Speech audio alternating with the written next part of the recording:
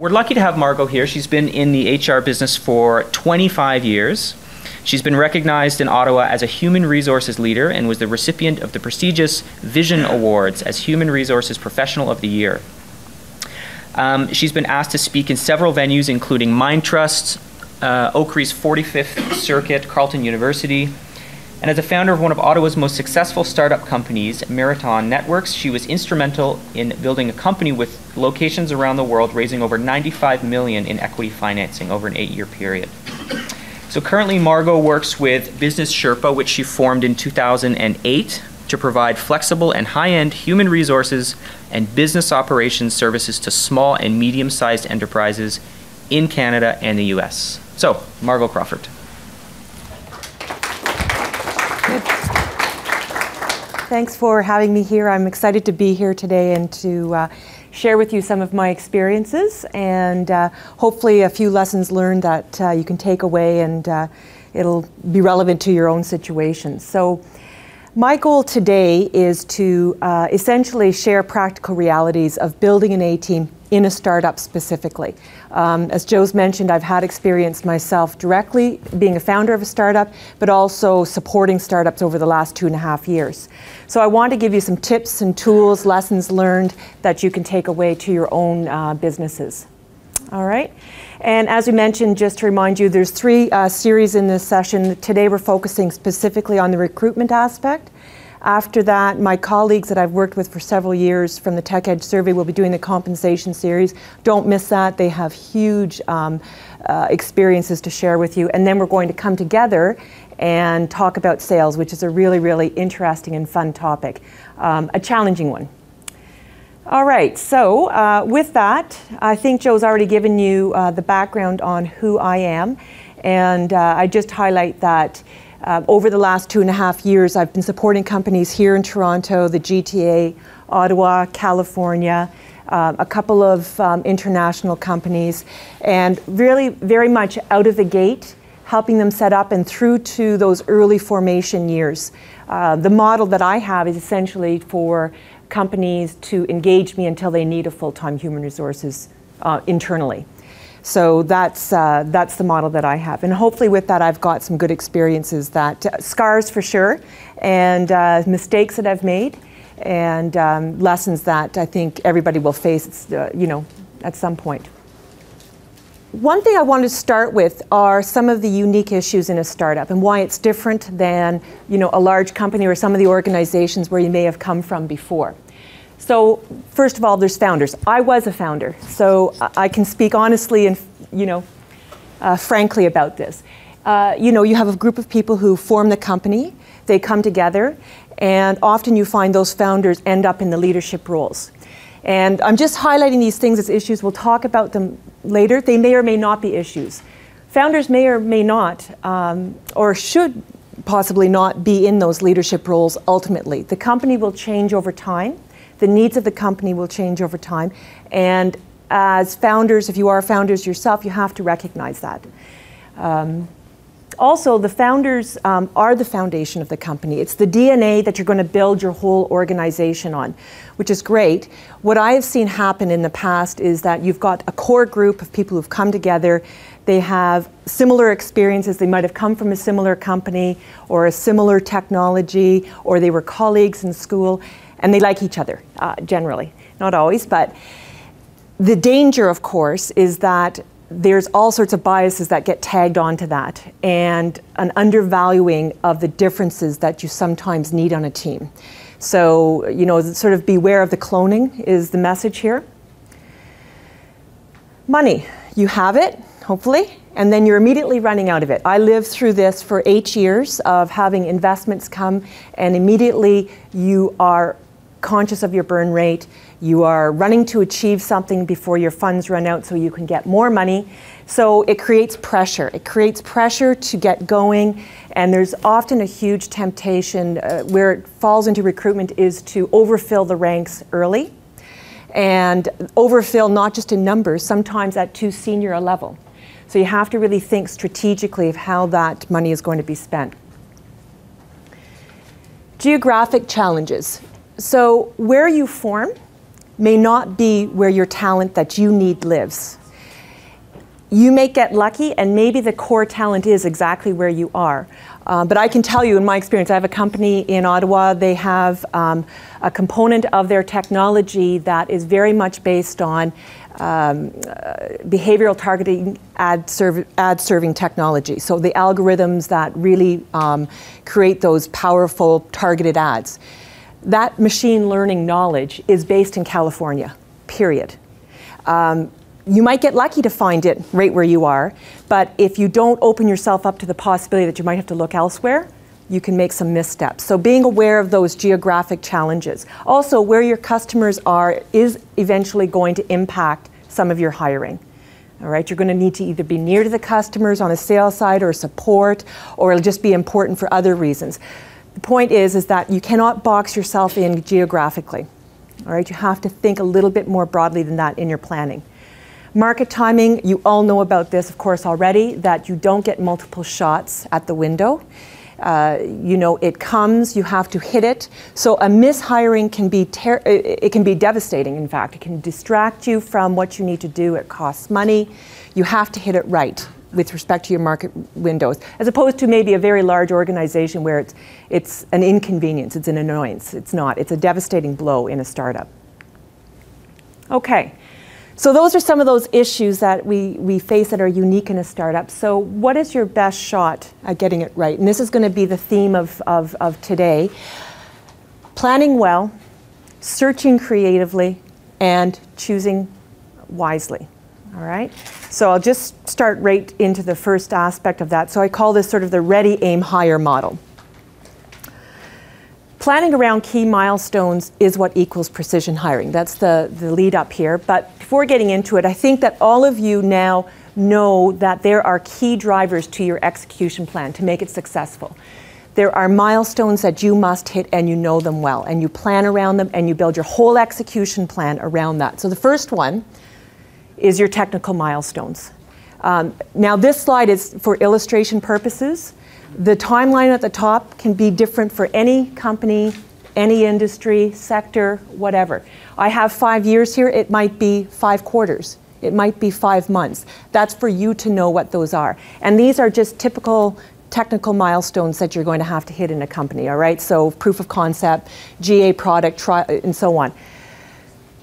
What matters here is that you know these technical milestones and what you have to hit, and you have to map those out, and you plan around that.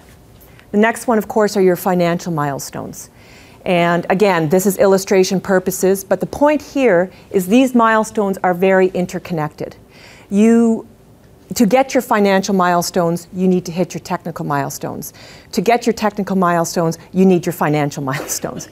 They are completely interrelated. And so again, you will have mapped this out some way, somehow, in thinking about how you're going to execute on your plan. And the next one, of course, is your customer milestones. Once again, very connected to the other two, and without knowing this and having a plan of this sort, you really can't plan your business. And hopefully you've received lots of guidance and you know about this through the support you've had at MaRS and other advisors and your own experiences. The piece that I find gets missed most often, but is equally as critical in this planning, is your recruitment milestones. So again, illustration purposes here, but if you are not out of the gate thinking about the milestones that you have to hit, and on top of that, who are the people that you need, when do you need them, and how do they support or take away from any of the other milestones, it is critical to your execution plan. And this is the area I know most companies don't do. I was in that situation. You operate on the fly and you say, I just need this, and you don't think too much beyond that. But I really urge you to give some serious thought to this last piece of all of those key milestones. In your package, I've given you this slide. I've also given you a blank set of slides so you can map out your own. And even if you're just spending an hour on it, just do it to think about what you need and when you need it. All right?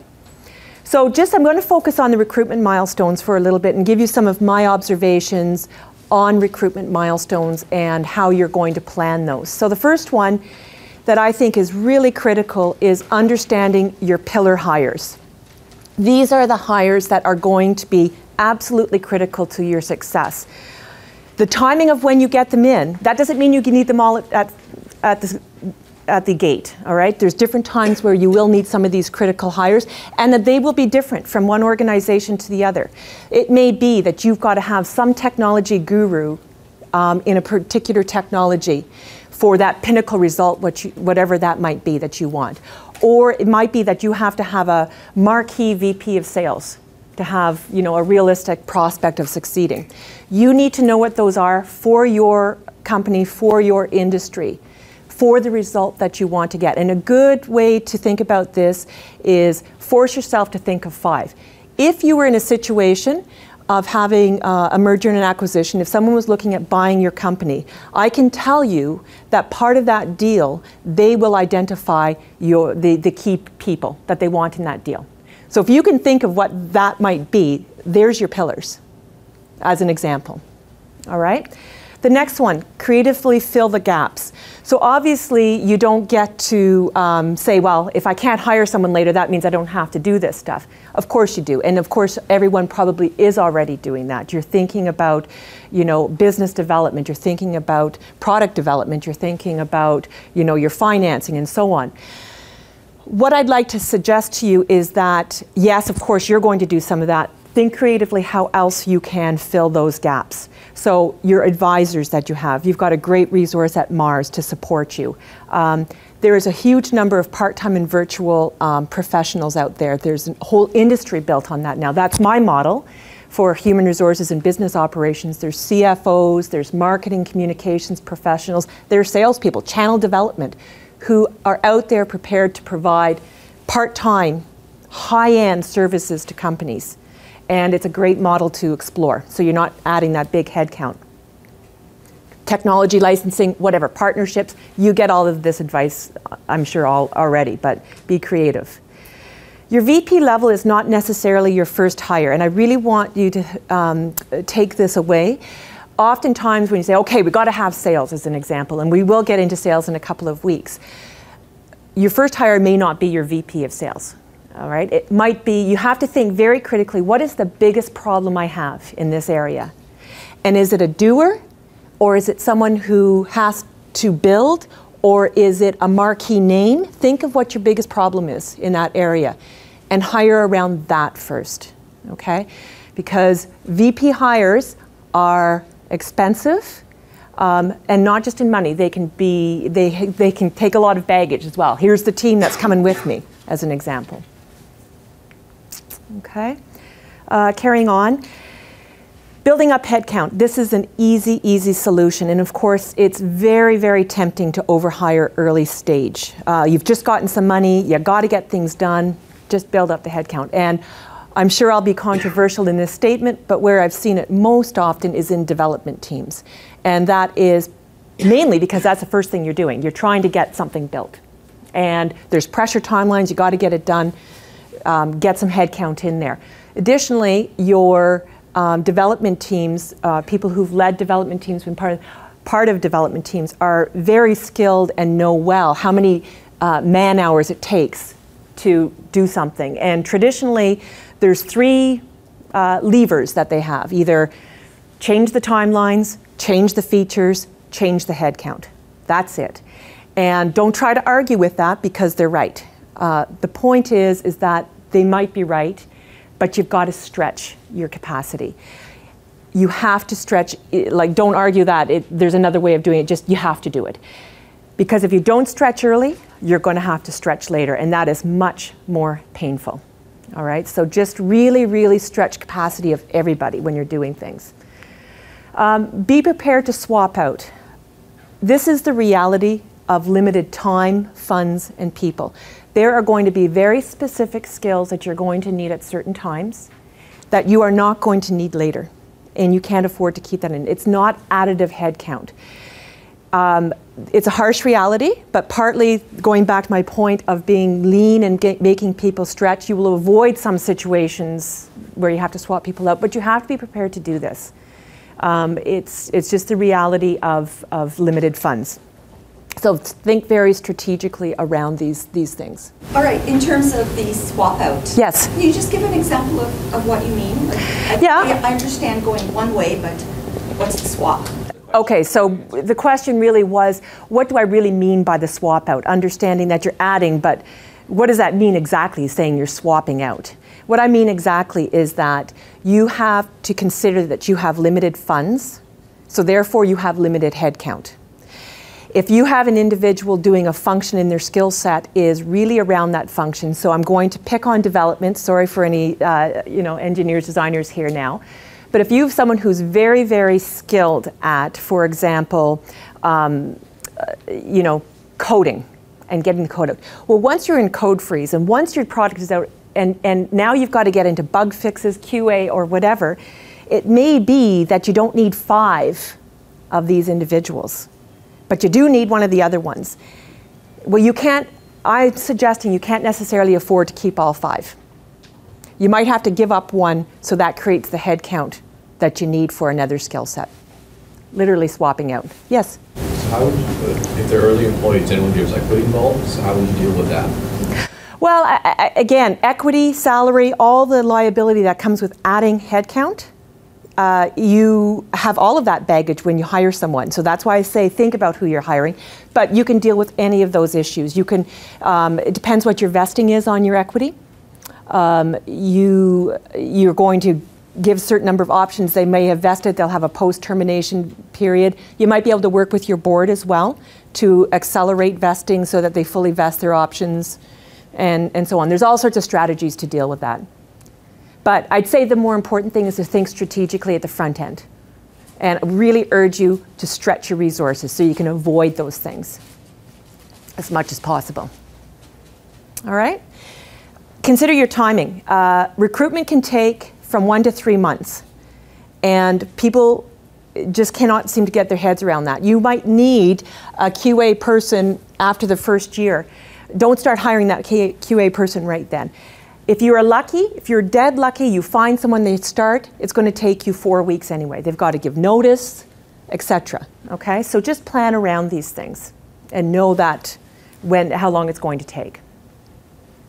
All right, so the last part of getting ready is getting ready by establishing those key recruitment funnels. So what I mean by this is you know those pillar hires you're going to need over time. You should always have those in the back of your head, that those need to be filled at some point in time. Don't do everything consecutively. As you're looking, there might be someone who in the future is going to be useful. You want to make sure you park their name so that you can get back to them and even develop a relationship. All right, so this initially based on your pillar hires, but over time, key hires that you need. So I'll just move on. So here I'm just giving examples of the funnels. So continue to fill the hopper. You've established the funnels. You're going to always fill those hoppers as you go along. And when you're ready to hire, at least you're going to have some names and some relationships built up that you're going to be able to leverage. All right? So we move on to the next phase, which is what I call AIM. It's where are you going to find people for the hoppers. So this is a graphic I really like to present. It's oftentimes I hear CEOs say, well, it's going to take a lot of time. We can just throw money at the problem by using recruiters, headhunters, and so on. And I want to argue that that is not necessarily your most time savings or your effective way of recruiting. So on the vertical axis, I'm showing a high cost process and a low cost process. So basically read lots of dollars, little dollars. Low credibility sourcing and high credibility sourcing. Clearly where you want to be is the bottom right hand corner. That's where you're going to find your best hires at the least amount of dollars. So starting with your high-end costs, you've got executive search and headhunters, and I'll talk a little bit more about these afterwards. I just want to talk about where they position here. Executive search, I do put over to the right end of credibility sourcing. They do a lot more hands-on work than your traditional headhunters, recruiters. There's a lot more touch time, I guess, with candidates. They're doing more legwork for you. Headhunters, definitely less so. There are some that are excellent, and I do use some, but there's an awful lot that are just looking for low-hanging fruit. All right? Yes? Could you please differentiate a little more between the two and how you would identify? You know what, I'm coming to that, if that's okay. Can you just hold that for a thought for a minute and I will go through that in detail. So then, of course, the next option is your internal HR and some of the tools that you might leverage internally. Of course, internal HR full-time resource you may not be able to afford. So an alternative to that is virtual or part-time or whatever, which will have less cost, of course. I do want to mention just employee referral programs. People have heard about these in previous existences, I'm sure. I am not a big fan of these, particularly in a startup. I think if you have to financially incent your team to recommend solid candidates for you, I would like to suggest that you've got a problem with some of your team. You have to have people who are very excited about success and want to bring great candidates to you. I'm just not a fan of it. Job boards, I'll talk about that in a little while in more detail. And down at the bottom, of course, your low-cost recruiting. You have your social networking, and I say recommendations. I put that at very low credibility sourcing. I mean, I think anybody knows. I know my kid has 5,000 friends, but no one to call on a Saturday. So, we know what the value of those recommendations are. Employee word of mouth, I do put this over on the higher end, not all the way to the right, because you don't know the degree to which each employee is exercising some critical judgment. They could be looking at a friend, whether or not they're good or not, you don't know necessarily. So your best source, obviously, is your very trusted individual, whoever that may be, who recommends someone. And when they recommend someone, you're all over it. You're just going to jump on top of that. Okay, so I just wanted to lay out that map and talk a little bit more about some more specifics in these. All right. So let's talk about those resources. The internal HR team we've talked about, it may not be affordable. There are alternatives to that. It's a hugely valuable resource. Virtual HR is being widely adopted. There's many, many high-end, very experienced HR people who can go and support 2 or 3 companies. And it's a great way to leverage that talent, all right? And they're a fraction of the cost of headhunters, of course. Networking, I can't say that enough. You have a huge network here with all the resources you have available to you at MaRS. You need to use that, your board, advisors, colleagues, team members, alumni, etc. Your networks are very, very large, and fortunately, we're easily connected to them. So it makes it a lot easier to leverage. So to go into the recruiters and the executive search. So my main point on recruiters is just don't hand off your recruitment problem to them. If I can leave you with any message on recruiters, just don't do that. It takes time to manage recruiters. Recruiters are typically working on a contingency basis, so they will just charge you a fee once you hire someone. And they tend to be your sort of management level, director level down hires. The fees that they charge are anywhere from 20 to 25% of starting salary, so it's expensive. Use them selectively. You want to keep recruiters very focused on the challenge you're having. What I've seen with some recruiters that I don't like working with are I bring them in for one activity and they start sending me resumes for all the other hires that I'm not having problems with. And of course, they just want to get their hooks onto commissions, and there it is right in front of you. The tendency to go and grab that opportunity is there, and you still haven't solved your problem. You've got to keep them very tight, manage them very tightly, make them work towards your schedule and your objectives. I also do not use, I use very limited recruiters at once. I don't advocate that you go and have 10 representing you. It's confusing for candidates. It will be absolutely, utterly overwhelming for you, because all they'll do is just continually fire resumes at you and ask for your feedback, and it'll absorb all of your time. Select firms that have specialized in your sector, so do a bit of due diligence on them. And in terms of the terms, I'm going to tell you only contingency, and do not give exclusivity ever. I hope there's no recruiters here. They'll all ask for it. Every one of them will ask for it, and they'll justify it in all sorts of ways. Exclusivity is something that you earn through a relationship. Let them show you results before you ever offer that up. You all know exclusivity is a jewel that you own. You don't want to give that away. Executive search is different in that they tend to focus on your very high-end roles, your VP levels and above. And they are more expensive. It's typically in the neighborhood of 30 to 35% of starting base salary. And Usually there is a retainer involved. So you are going to they want to see that you've got some skin in the game right out of the gate, because they do invest more in the process. So they are actually incurring cost that is real. So it's very expensive. And what I would say is use them strategically. Definitely do not use that as the first tool in your toolkit. And there has been I have seen this before. I've seen it at board of directors levels. Frankly, where you're hiring a VP and the first thing they want to know is what executive search firms you're using. And I would urge you not to do that right out of the gate. I think it's expensive, and also we have great networks that can get great people now. And the final thing is and I've experienced this myself, where executive search can fail easily, and it is not necessarily the fault of the executive search firm. It's because the organization, particularly at those leadership levels, they change the specs of what they want. First, they want a sales-facing or oriented CEO. And then, no, now we want an operational CEO. And no, now we want someone who's done financing deals. And I've just seen it go south fast. All right? So carrying on in terms of how you're going to fill the funnel. So the typical approach, you have a job description, you just get something together, you post it, out it goes to job boards. Pick one. I can't tell you which one's the best one. It's a bit of a crapshoot, frankly. You might post to the website maybe, or maybe you're in stealth, or maybe you don't have the website and you don't want to use that. Paper, I'll talk about these in more detail later and the value of each of these, and of course your recruiters. So this is kind of the shotgun blast that happens, and then what happens, of course, is you just get this onslaught of responses. Or worse, you get no responses.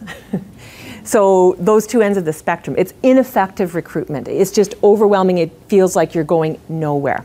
So with that, sorry I'm talking fast. I've got a lot to go through, so I just am mindful of the time. Here's some signs of knowing if you're not recruiting well, if you're in an ineffective state of recruitment. So first of all, you're looking at resumes sporadically. As they come in, you'll look at them, and I can determine if they're good or not. And yes, no, yes, no. And I'm going to talk about mitigating these in a second.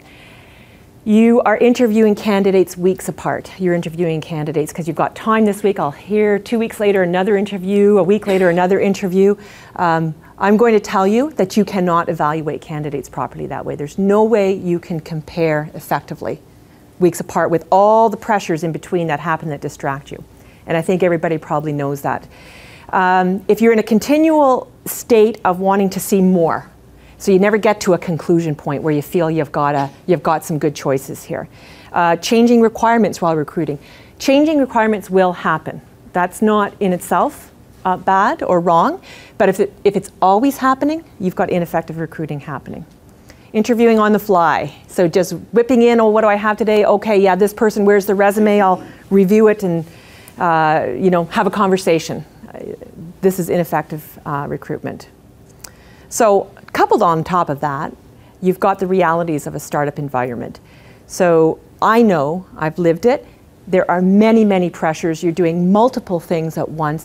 There is no way you will keep the recruitment activity a priority through the whole recruitment exercise. It will not happen. You can't even keep one priority in the course of a day front and center, I'm sure. Things just rise up and surface and go away.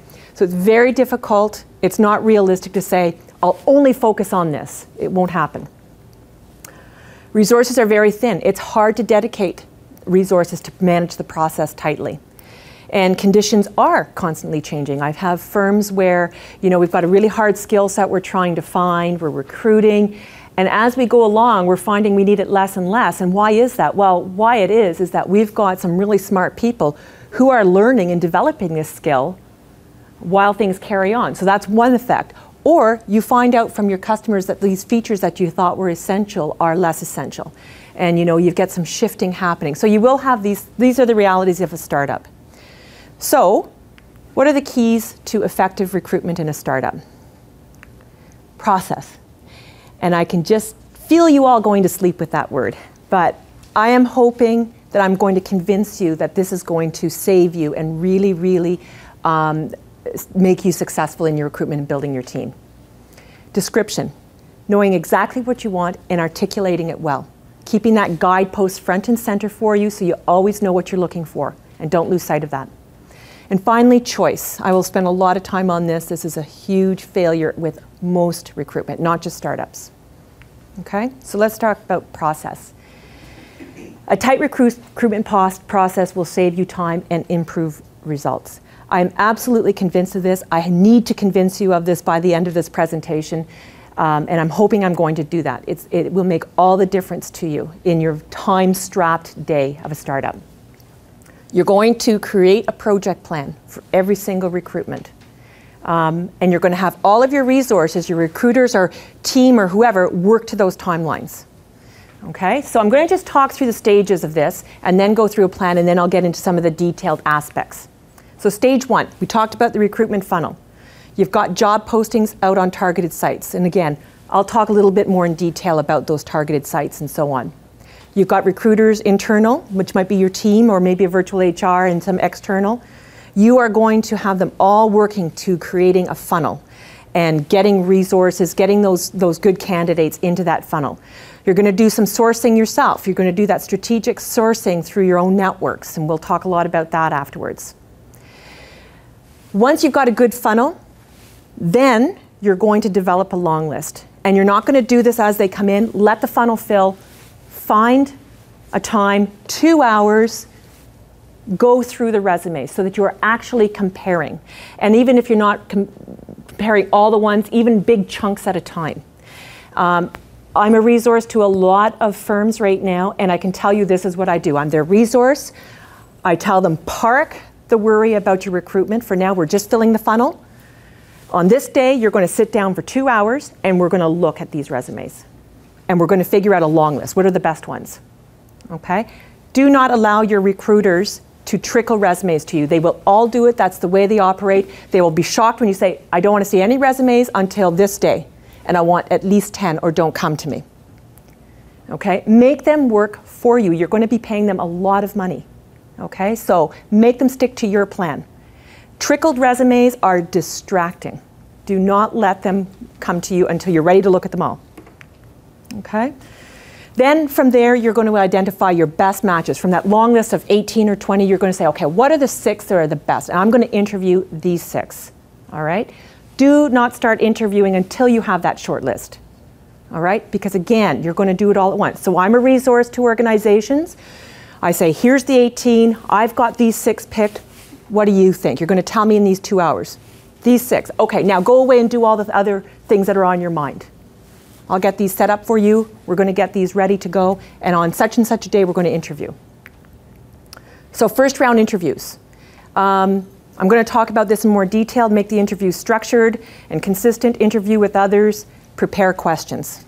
I'll talk more about that afterwards. But again, people are going to come to the table. We're interviewing on these days. Here's what we're going to ask everyone, and we're going to cycle them through. Second round interviews. Out of that, you're going to pick your top 3. Ideally, if you can get that. And you're going to do a testing component if you can. I will talk about that a little bit later. I'm a huge advocate of this. And then finally, references and offer. This is the process. On references, I'm telling you, get permission for references. You should be doing that. Also think very carefully. Once you get references, there's a huge opportunity here. When I get references for like a VP level position, oftentimes that individual may be coming from a customer that we want to have a relationship with, and it's the CEO of that customer. I'm not going to do the reference. That's a wasted opportunity. I go to the CEO and I say, you need to do this reference, because that is a very easy relationship building opportunity. You'll do the reference and then, hey, so what's your business? And tell me more. Do not lose that opportunity. And for that sake alone, do references. See who you can meet. Okay? This is an actual plan. You can see the timelines right up to, well, today, of an organization that I support in Ottawa. And we had 100 resumes coming in on the 2nd. I sat the team down. I said, here's the top 18. From there, I showed 3 times. We actually did it at once because they actually had a huge national conference on the 13th. And they were just 6 people. They were hiring their 7th. So they were just dying that they had to do this right leading up to this giant conference they were hosting. Then I said, go away, go prepare for your stuff. I set up the interviews. We interviewed the candidates over 2 days, 2 afternoons, 1 hour each. I set up structured questions. We interviewed together. By the end of those 2 days, we knew our top 3 candidates. I set them up for interviews, the 3 candidates, on the next week, 1 afternoon. I gave them an in-basket exercise. They came in, met with the team, did the in-basket exercise, and actually I also got references before that just because I was trying to escalate the process. They had 2 incredible candidates to choose from. They didn't know who to pick, and anyway, ended up hiring someone. And that person is now actually going to their AGM. So this is reality. This is a tight process, but it can happen. And it doesn't need to consume all of your time. Just keep it tight. All right? So description, we'll talk about that a little bit. Your descriptions, I've given you a sample description in there that I think is a good description, but I just urge you to put some time into this. It really becomes an essential filter, particularly with automated search mechanisms now. You need those keywords. A vanilla job description gives vanilla results. Don't just blast out anything. This is an opportunity to sell the opportunity. So in your descriptions, the keys to that. Know what you absolutely must have. What are the table stakes of this role that you can't do without? And be really critical about this. It's going to paint a real picture of the type of person you want. They've sold here, or they've worked in this environment, or they've done exactly this type of programming in this environment. Paint it out and put that in the description so that you're keeping it as a guidepost, but also someone's seeing and recognizing that great opportunity. Sell the opportunity through the role. You're in the technology, the industry. So when you're putting it out there, you're attracting people because you are in the leading edge technologies. You're in a startup environment. There's lots of great things around that sells the opportunity. And have a deadline to match your recruitment plan. Reaching out, job boards, of course, there's 2 types. There's the expensive ones that reach millions, and there are the cheap ones that reach targeted audiences, and probably doesn't take much to know where I lean towards. So I've posted things on, for example, the Hadoop users group, association groups, any technology group. Often they will have a job board, and oftentimes it's free. And if it's not free, it's cheap. It's like $150, $200. And you're going to reach your community. It's a great resource. So think beyond the monsters, the Workopolis, and so on. All right? Print ads, just don't do them. For a startup, that is a waste of dollars. There's time for that. It's not in a startup environment. Websites, you may or may not have options to even post that, but realize that that's not a very strong push of your opportunity. All right? Word of mouth always. I've talked about that. I want to spend some time on social networking. All right? I know this is an area that has a lot of interest. So of course, social networking has completely changed the game plan. It used to be, when I was working for several years, that the company's phone list was an absolutely protected asset. It did not leave the company. It was proprietary. And of course, it just didn't want people to know who was where. And of course, that's completely topsy-turvy now. The problem now is that the clutter has multiplied. Everyone's a friend. Everyone recommends people. So how do you find the stars? And how do you reach those stars? All right, so my view is the best professional networking tool right now is LinkedIn. I've been using it for well over 3 years. A very quick story where I was recruiting 3 years ago for a VP of marketing communications in San Jose. I had a boutique recruiter I'd used for years. I really liked him, and he got 10 great candidates for me. So I talked to each of them. The first thing I asked them, so how do you know Andrew? Oh, I don't know him. I think he got my profile on LinkedIn. Every single one of them. And I was like, really? So every time I make contact with a person, whether it's a reference or someone I just talked to, right after that conversation, I send them a LinkedIn. My network now is very big. 80% of it is in the US, and I have made stellar hires at every level, from board of directors, CEOs, VPs, designers, and so on, through that tool. The pros, it's access, obviously, to millions of professionals. It's very career-focused. It provides access to contacts beyond the usefulness of just recruitment as well. Again, same thing as the references. When I'm doing this, I'm often contacting people who would be of interest from a customer perspective, and we try to make contact with those individuals. The cons is it still has access to millions. You're still filtering a lot. It has an unreliable filtering of quality candidates. They try to do a good job of matching automatically, but again, there's no real sort of filter on the credibility of the individuals, even though there is references. The adoption in Canada is just picking up. It's growing hugely. 2 years ago, I was doing things like this in conferences like this, and people were writing out, what? LinkedIn? And I would say probably in this room, most people know what it is now. So it's definitely picking up. So the effective use of LinkedIn, post your opportunities on there. I post them on my own network because it's big and you can reach out. It's cheap. It's $150. Well, it depends. It could go up a little bit from there, but under 200. Take every opportunity, as I mentioned, to build your networks. Not just people you know, people who you've just made contact with for some sort of interaction. Immediately go and connect with them. Use the search capabilities. It's not perfect, but it's pretty good for you to see individuals and find individuals. Reach out to candidates. Never, ever spam them. Of course, you would not respond to a spam yourself. So what I do when I see someone I like, I purchase in-mail credits. So they are the credits that allow you to send an email to someone that you don't know. It's about $50 and you get 26 a month, roughly. And I'll send an email to that individual saying, hi, I'm this person, I'm from this organization, we're doing this, we the CEO, put all kinds of flowers around why we want this person to reach back to us. But we've looked at your profile, it looks interesting, don't know if you're looking, but if you are, let me know. My hit rate on that is about 80%. Even sometimes it's like, I'm not looking right now, but thanks for contacting me. Which is, of course, then I go and I send them a LinkedIn connection. So you really want to use that and leverage that. It's a great opportunity.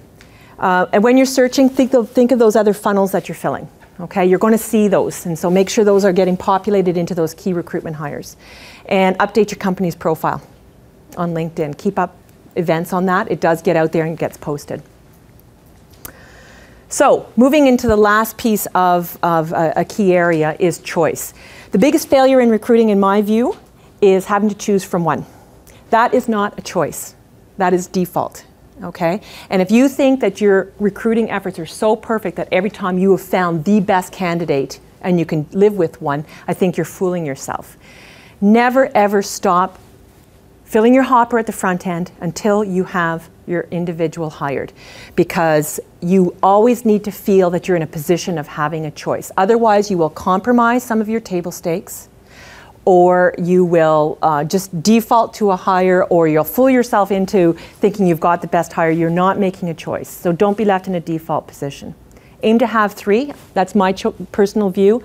That way, if one drops off, you still have a choice. Okay? That's why I like to have 3.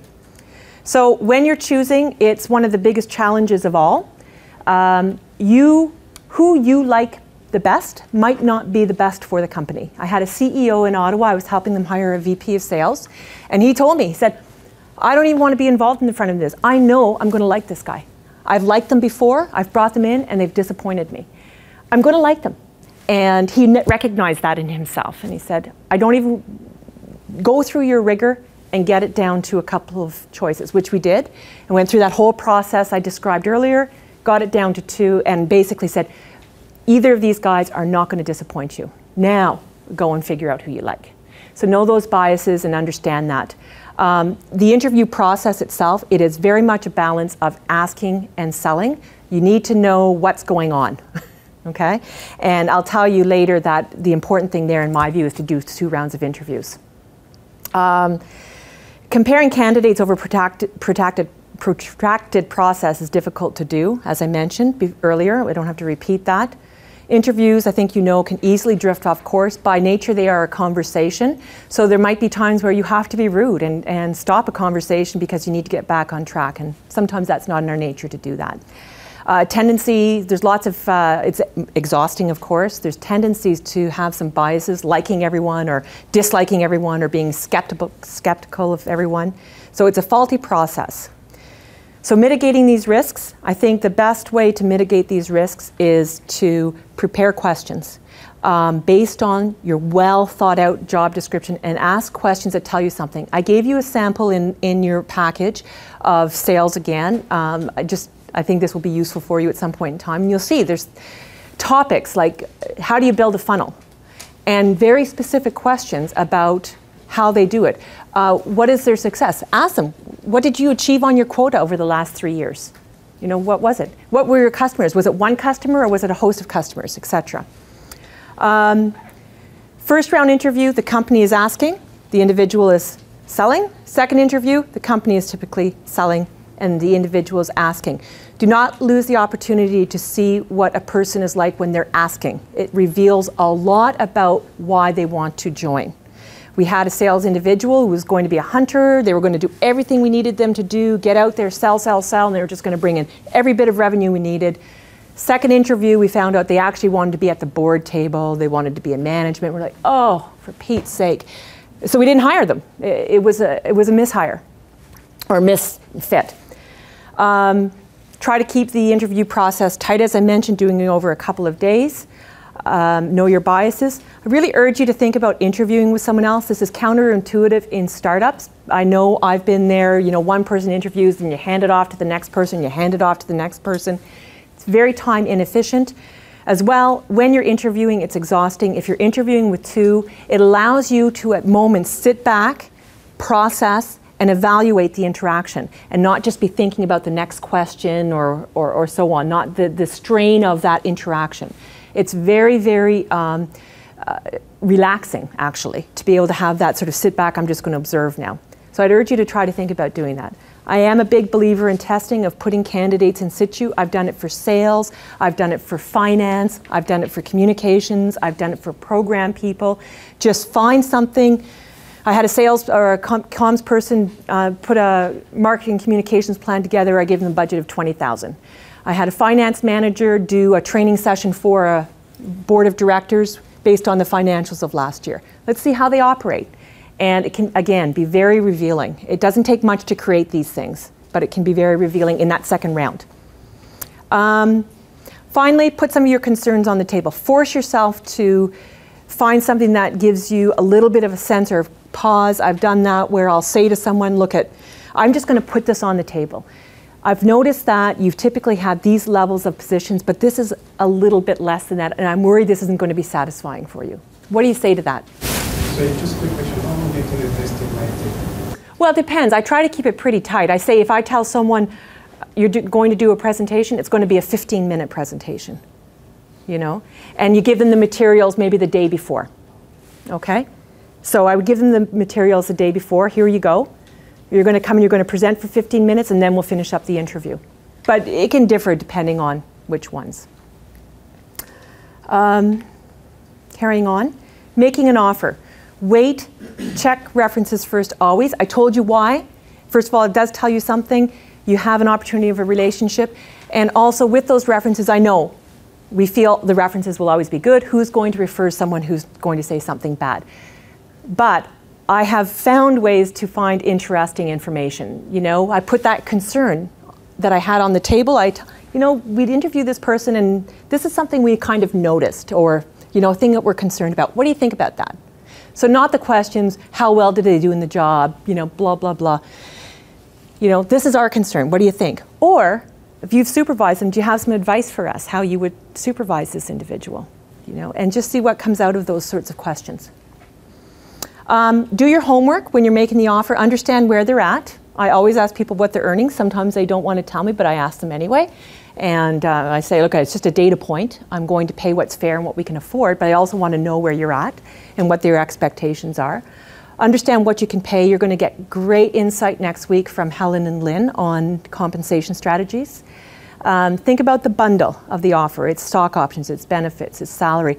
But more importantly here, it is an opportunity. It's a career opportunity. It's touching on technologies that they want to get involved with, industries that, you know what, this is the industry you want to be in. You know you want to be in this one, sell it. Obviously provide verbal and written offers. Take the time to get a properly crafted employment agreement. It's important. It will save you lots of pain later, potentially, and you know, spend the legal fees on it. You have it once, you use it ad nauseum. So put the money into that. And give them a deadline to accept. Let them know you've got to get back to the other candidates. Okay? It just puts you a little bit more into the driver's seat, and I think that's an important place to be. Once the offer is accepted, consider this just a hook in the fish's jaw. All right? Until they're in the boat, you keep in contact with them, particularly if you have found a star. Because you can be sure as soon as they go back to their employer to say, I'm resigning, they will fight tooth and nail to do everything they can. So engage them. Say, okay, we've got this thing going on. Do you want to come in and just get your head wrapped? Get them started excited about why they're joining, which is often the technology or the industry or whatever. Send the materials. Keep that going until they're in seat. Okay, just wrapping up here. So my best recruiting tips for startups. In summary, know the pillars that you must build upon. Focus on these. Be critical. It's not everything. Dollars spent does not necessarily equal save time or quality results. You do need to put time in it. It's whether or not you put the time in efficiently or not. Use the full scope of your recruitment tools, obviously. That means don't just go out to recruiters. Don't just put on job boards. We've talked about others that are really important, and you need to leverage those. Do not hand off, or as I say here, I see, no not, hand off recruitment. Do not hand off your recruitment to recruiters, all right? Leverage them, use them, make them work for you. Your most effective recruitment is a tight process, a clear description, and have choices. If I have one mantra, I'm saying I'm always going to have a choice at the end of this, and I'm not going to stop until there's that. Descriptions are your best filters and your guideposts to keep you on track, so you don't dismiss your table stakes too easily. Know what they are.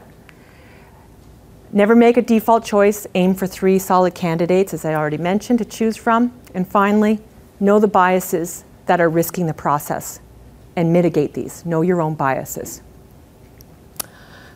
Okay, I think that is exactly 1 hour.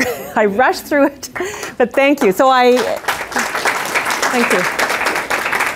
Maybe just open for questions, or? Yeah, thanks, Margo. That's yeah, great. okay. I have to give an interview on Monday, so I'm certainly going to be. Excellent. We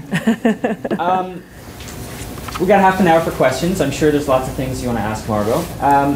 You can ask your questions at normal volume, and maybe if you could just repeat the question in your answer for the web. So if anybody has any questions. Regarding the use of the questions to extract information from the candidates, government has very strict set of questions, and they don't veer from them, even if there might be something very interesting. Like I've been on both sides as a candidate as well as a manager interviewing, and there are times when the candidate does present some interesting information that you want to follow up on, and I feel that if I'm not being consistent with one candidate to the other, that's still fine because I'm extracting the information that I need. The government people don't do that at all. If you present something like, oh no, they won't go there, it's like, check, I passed that, and then you go off. Can you just make some comment about? Sure. So just to reiterate, what the question was around is the differences between government recruitment, where they're very confined in their questioning. They can't veer off it at all, versus, oftentimes you do want to veer off it and, comment on the differences. So keeping in mind what restrictions the government employer faces. So a huge part of that is because they're open to challenges later in their process. And any veering off invites an open challenge.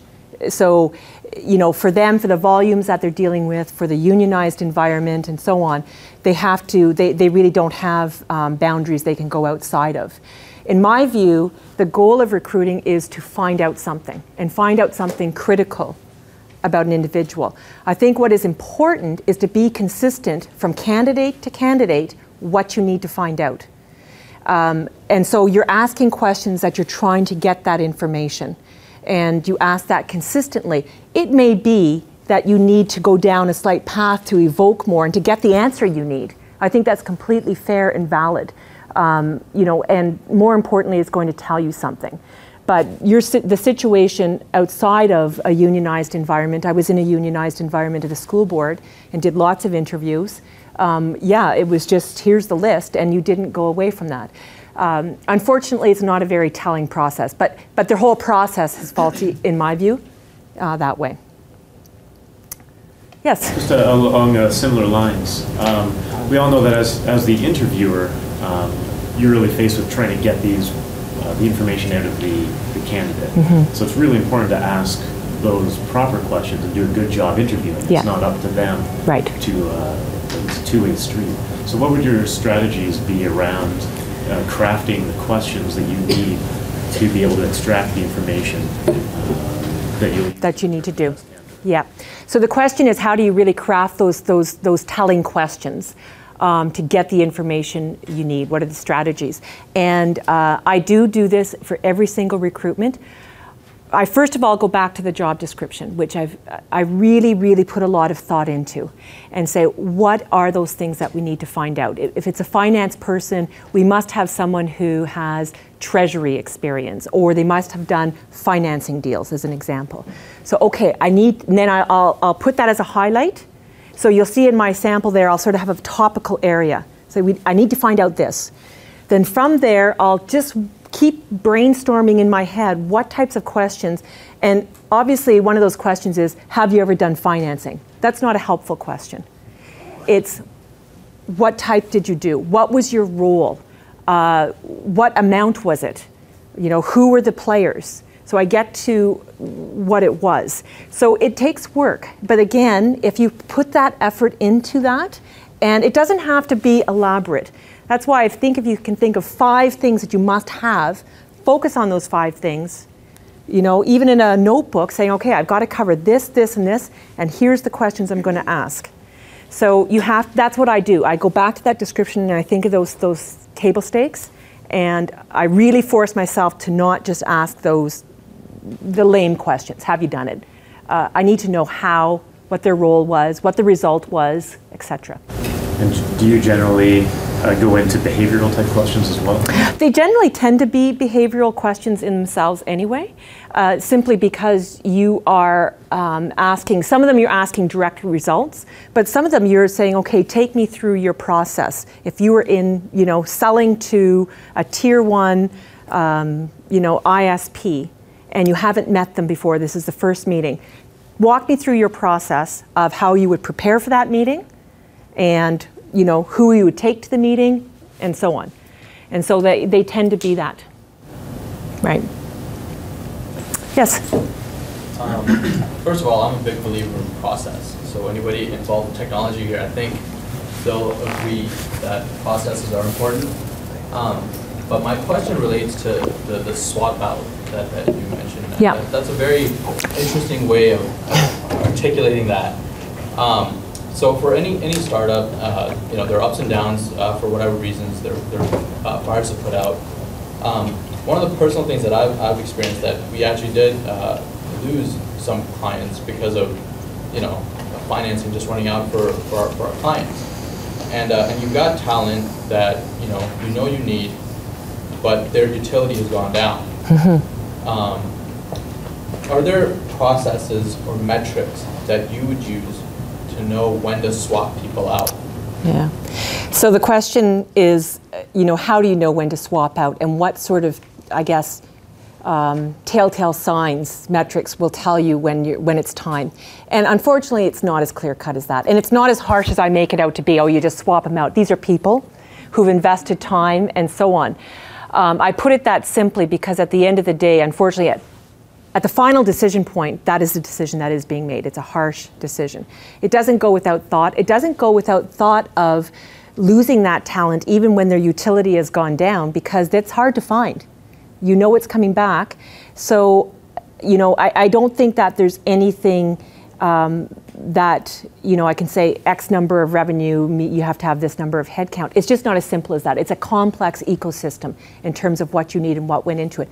All I am suggesting is that you have to keep that option always on the table. Sometimes people don't do that. They just don't even consider that option. Leave it on the table always as one of the options. So I'm sorry I can't be more precise than that, but it's just not that precise. Yeah. I'm just wondering, is there another way to swap would be actually to change the contract, like the way contract condition, for example, using them more like a temporary part? Yeah, so the question is, can you use other forms of employment arrangements if you can't keep them full time? And I would always put everything on the table, and I have done that, where, you know, if you're in a small team, the small team knows the situation. They know where the straining points are. And if you've hired well, you don't want to lose that resource, and you can put these options on the table. You still have to do a clean termination with the proper legislated, severances and so on. So do that, but then say, look, is there a way we can keep you engaged? Maybe it's consulting, time and materials or whatever. And I would put anything on the table. Just make sure that once you make the decision and you wrap it up cleanly and then move on to. I've seen a situation where we had a sales guy, I keep bringing up sales, you can see why we're having this session in a couple of weeks. It just didn't make sense. He was in the wrong territory. There wasn't any sales happening. And we had to move him out. And so we said, well, how about we do put him on a complete contingency, like a reseller. We'll move him from a salaried position to a reseller. You'll have success-based pay. So the CEO and the CFO started negotiating with him and going back and forth. And I'm just like, have you terminated him yet? Said, look, you got to just do this. Let's get this done. So I just sort of swooped and said, and we handle always respectfully. I mean, how you handle a termination, I cannot say enough about being respectful. You have to make hard decisions. It's true, but it's how you handle these things that matter and reflect to the rest of the team of what your values are and how they're going to be treated. But be clean. Don't create confusing situations if you're going to do that. Yes? Is it common for an early stage startup to hire an HR professional on a contract basis to sort of help them find a team and your whole management team, yep, everybody that you need for a short period of time? I would say, so is it common? I would say not, only because I think companies haven't thought about that. I know that when, when I was a founder in 2000, there was 2 technical guys and myself. I was brought in for exactly that reason. You are building the team. Here in Toronto, I support a company in Mississauga. There was the 2 founders, the CFO and myself. And I, on a virtual basis, I was there for initially a day and a half a week, and now it's just a day a week. And it was building up the team. I've hired the whole team. And then I did things like your HR person can take care of your, setting up your payroll, getting benefits for you, putting in some processes, getting your employment contracts together. A good HR person, and certainly my experience, I'm business operations, so I can manage facilities, I can find space, I can negotiate leases. They'll have much more bandwidth than just that. So it's becoming much more common. It's very common in the US. There's a lot of organizations that use virtual HR. In fact, there's some big businesses that sort of sell that you can just have a 1-800 number HR, and I wouldn't recommend that, but yes. So would they be like an agency of some sort? Or no, it's networks. If there's interest in that, let me know. My focus is Ottawa, Toronto, and so on. So, I support who I can. I'm tapped out, but I have networks as well. It's really HR professionals who've now decided they want to do this, and there are a lot of them.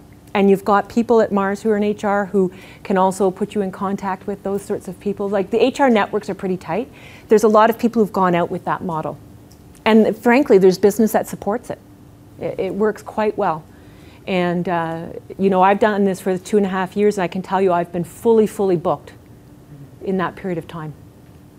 So it's I think it's a great option because you get someone who's embedded, who knows your organization. They can do more than the recruitment, right? They're going to manage a lot of other things, help you with issues because these people are seasoned. I'm 25 years in human resources and tech and public sector, unionized, non. They can help you. I mean, recruitment's just a piece of it.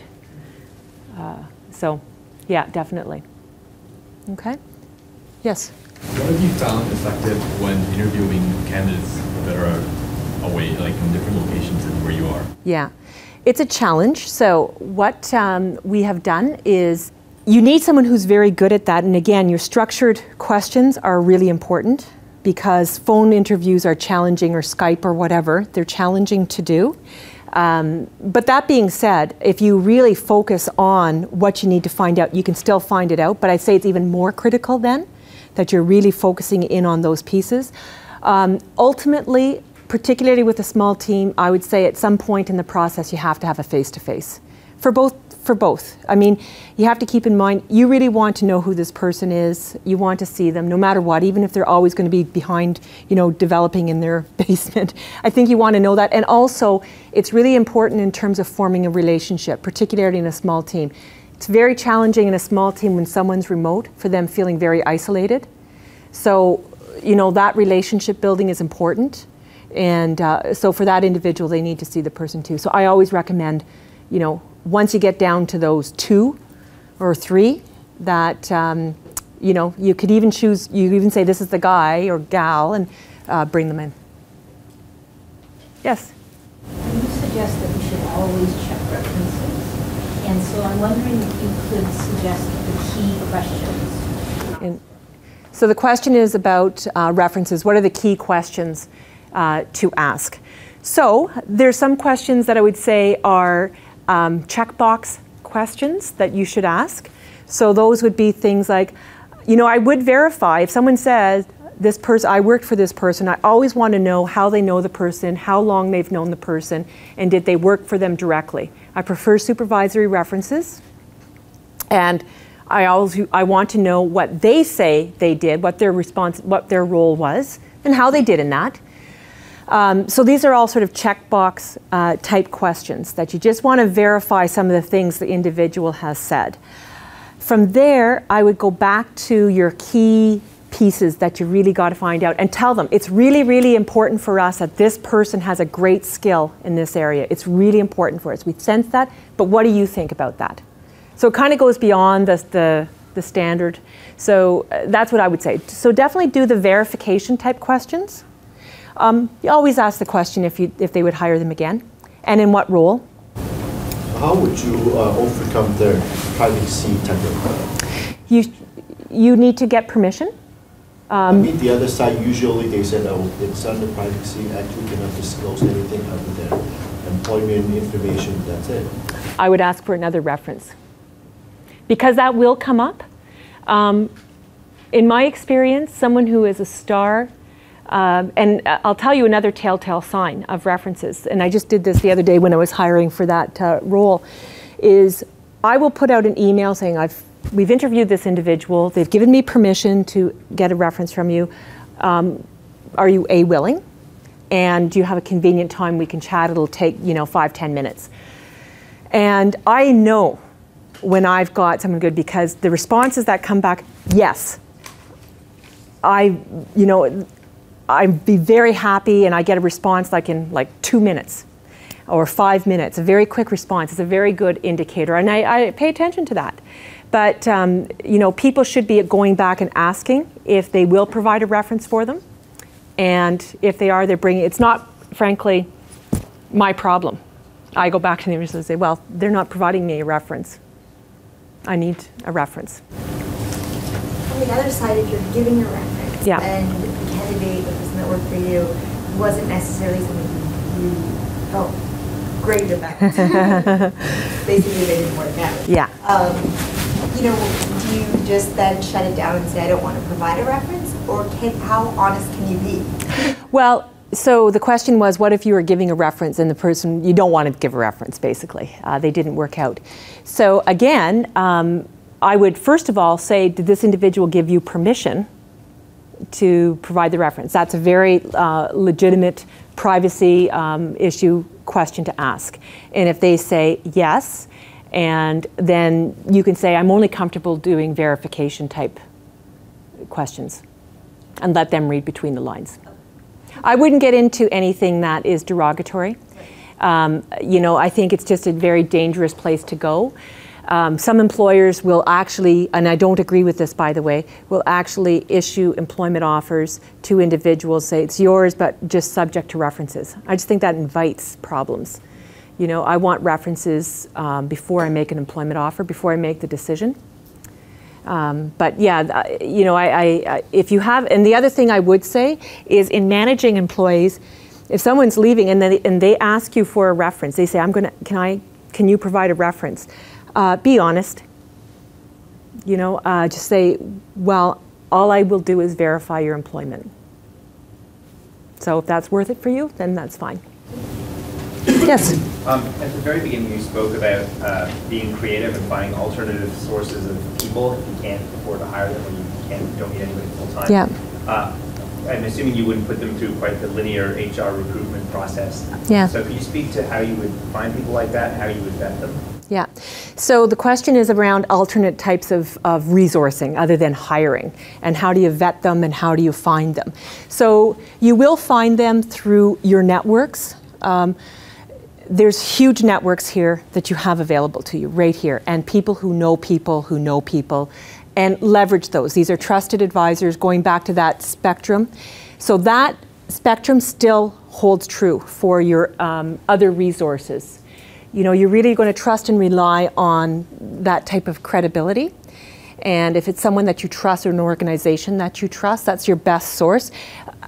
You could probably Google anything and find a resource. I'd be obviously very careful about doing that because oftentimes you can pay a lot of money. Also, you know, I would really look for resources that have flexibility, that get that you are a startup. Just as an example, when I was setting up my business, because I was in a startup for, you know, 8 years, and I really understood how difficult it was in terms of cash, it drove me crazy to have service providers who had long tails on contracts that went way beyond their value. And so I deliberately set up my model because I'm saying I'm supporting startups that you can turn on the services and turn them off at any time. Because when there's no value, there's no value. And it's not necessarily that I'm doing a bad job or whatever. Conditions change. And if you can't have that type of arrangement, you know, and in my view, that's kept me honest because what happens is I know I can't sort of sit back and milk a cow. I've got to give value. I've got to be thinking about other opportunities, and it keeps me sharp. So, you know, just if you can kind of keep that in mind in terms of sourcing them, I wouldn't interview them, but I would use your trusted network. Yes? A question about that. You several times you mentioned trusted networks, search sources, be picky, like credible references and so on. How do you ensure that the process isn't unduly discriminatory against people with disabilities and other types of aspects of diversity? Yeah, I think that's an excellent question. So the question was, you know, going to just these trusted advisors, how do you make sure that you're not sort of losing out on talent that has some diversity, whether it's disability or other sorts of diversity? And I think it's an excellent point, and going back to a statement I made earlier of being aware of your biases at the same time. And this idea of, you know, create clones of yourself and then you're going to be successful. I think that, and I would urge companies very much, and I do that. I've gone as far as calling a CEO a certain snob for a company that he only went to every single time he hired. That value of diversity is really important in an organization. And to continue to reinforce that you need different types of people in your organization for all sorts of different reasons. And at the end of the day, focus on what you have to have. Again, what are those things that are critical? And does this person, you know, give you those critical skills you need? And you keep it very tight. It's not, I like them, or, you know, they do all these other things, or they, you know, it's these things that you need. Focus on those. And that's where you have to really reinforce that. And I've said it time and again, focus your description on it, focus your questions on it. So keep focused on those things. And that way you won't fall into the trap of those biases. Yes, I agree, but the thing is, like the Joe Harry window, there's things that people don't know about themselves. They don't know what they don't know. So yeah. How are they going to check their biases? And what type of process would you recommend that they actually do find out what they don't know? And they don't make a decision because they that individual doesn't seem quite right when it's not related to their skill. Yeah. So it's hard to sort of say, here's the process you're going to follow, but I'm here today to say you all have biases. Figure them out, because it's going to be an Achilles heel to you ultimately. In some way, some fashion, it will. And the example I gave you of, it's not directly to your question that you're giving, but the CEO who finally recognized, I like everybody. And I'm having a disaster in these sales hirings. So take me out of it. Like, so that process there, and there's no easy, here's the prescription. I mean, I think people generally at this stage should be trying to find out about themselves. Open yourselves to criticism. You should be doing that in your business planning anyway. Don't go and ask people who are going to sort of, you know, tell you all the nice things about yourself and tell you your ideas are great and, oh, that's wonderful. Go to your harshest critics and ask them to be critical of your business plan, of your technology, of your ideas, of yourself and your skills. Let someone tell me and say, I don't want someone who's going to tell me nice things. I want to hear what I need to hear. How about the choice, the candidate choice? How about running the candidate choice against somebody who's your most supportive critic? Sorry, I don't understand the question. Let's see, you mentioned critical of the process, critical of this, you know, somebody give you constructive feedback, but you're coming down to your last choice. Yeah. Why not have that person review the choice itself? Yeah, I mean, and some instances it do. This one CEO I support in Ottawa, I've known him for, he was a CEO at Meriton as well, and then he started another company. He knows that I know him. So he will not hire anyone without me interviewing, because he knows that I know what he's looking for, but I also know that where he tends to overemphasize things. And so he has built that in. But you know, it's a function of having someone that you've got to find those people who are going to be those critics. Yes, excellent. Thank you. All right. Thank you. Pleasure.